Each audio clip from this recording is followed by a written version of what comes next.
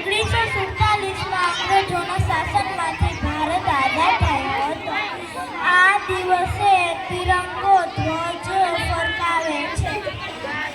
દિલ્હીના લાલ કિલ્લેથી પ્રધાનમંત્રી ધ્વજારોહણ કરે છે.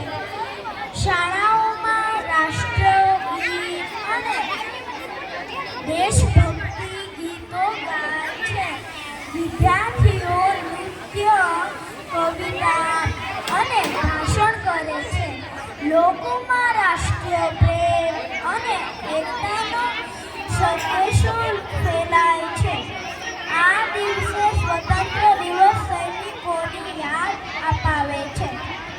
15મી ઓગસ્ટ આપણું ગૌરવ અને ગર્વનો દિવસ છે.